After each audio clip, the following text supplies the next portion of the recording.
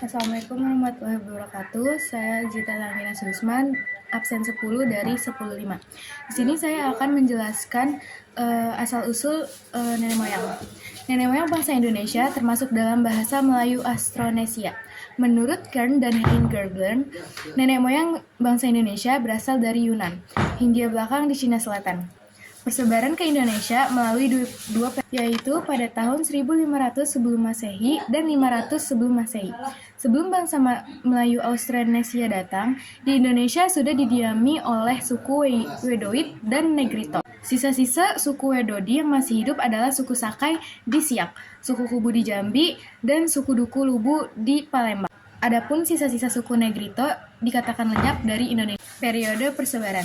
Yang pertama ada periode persebaran tahun 1500 sebelum Masehi. Periode pertama persebaran nenek moyang di Indonesia ini juga disebut persebaran Proto-Melayu atau Melayu Tua. Persebaran Proto-Melayu terjadi menjadi dua jalur, yaitu jalur barat selatan dan jalur timur utara. Yang pertama, persebaran jalur barat ke selatan berawal dari Yunan ke Melayu, ke Sumatera, ke Jawa, lalu ke Kalimantan.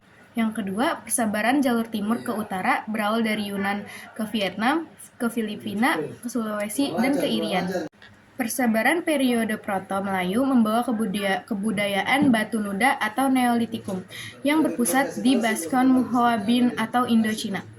Bangsa Proto-Melayu menurunkan berbagai suku seperti suku Toraja, suku Nias, suku Batak, suku Dayak, dan suku Sasak. Yang kedua, pada periode persebaran tahun 500 sebelum Masehi. Periode persebaran tahun 500 sebelum Masehi juga disebut persebaran Deutero-Melayu atau Melayu Muda. Jalur persebarannya adalah melalui daratan Asia, semenanjung Melayu, Sumatera, dan ke Jawa. Periode persebaran Deutero-Melayu membawa kebudayaan logam yang berpusat di Dongson atau Indochina. Bangsa Deutero-Melayu menurunkan suku Minang, suku Jawa, dan suku Bugis.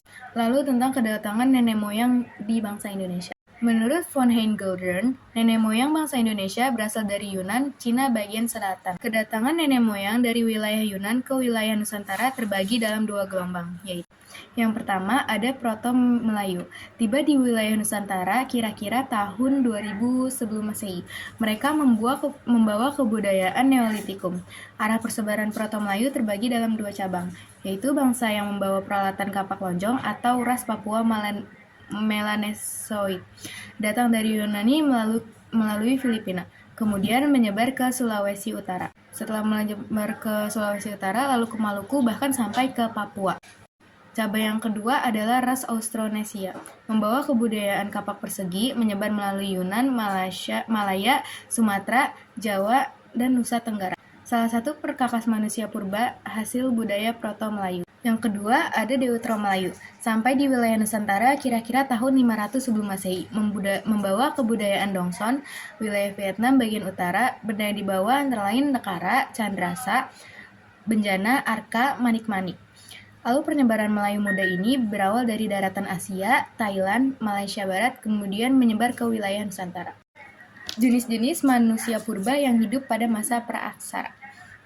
Yang pertama ada Meganthropus palejavanicus, ditemukan di daerah Sangiran, Solo oleh von Koningswolf tahun 1936. Yang kedua ada Pithecanthropus mojokertensis, ditemukan di daerah Perning Mojokerto oleh Cokro Handoyo tahun 1903. Yang ketiga, Pithecanthropus erectus, ditemukan di daerah Trimil Lembah Bengawan Solo, Ngawi oleh Eugene Dubois tahun 1890. Yang keempat ada Homo solensis, ditemukan di Lembah Bengawan Solo di Ngandong oleh Ter Ahr dan Ir Oppeneret tahun 1931 sampai 1934. Yang kelima ada Homo wajakensis, ditemukan di daerah Wajak Tulungagung oleh Van Ruyschoten tahun 1889. Ciri-ciri manusia praaksara: berbadan tegap dengan tonjolan di belakang kepala, bertulang pipi tebal, tidak berdagu, gigi dan rahang besar dan kuat, tinggi tubuhnya 165 sampai dengan 180 cm, berbadan tegap, hidung lebar tidak berdagu, volume otak antara 750 cc sampai 1300 cc, tinggi tubuh sekitar 130 sampai 210 cm, otot kenyal, gigi dan rahang sudah menyusut, sudah berdagu, volume otak 1000 sampai 1300 cc. Catatannya, di Indonesia ditemukan fosil manusia purba terbanyak di dunia dan fosil manusia purba tertua juga ditemukan di Indonesia, yang ditemukan di sekitar Lembah Bungawan Solo, Kabupaten Sragen. Sragen telah ditetapkan oleh UNESCO sebagai World Heritage atau warisan dunia. Yang kedua, ada Indonesia merupakan surga bagi penelitian kehidupan manusia purba karena fosil yang ditemukan di Indonesia paling banyak jenisnya. Sekian presentasi dari saya tentang asal-usul nenek moyang. Kurang lebihnya mohon maaf. Wassalamualaikum warahmatullahi wabarakatuh.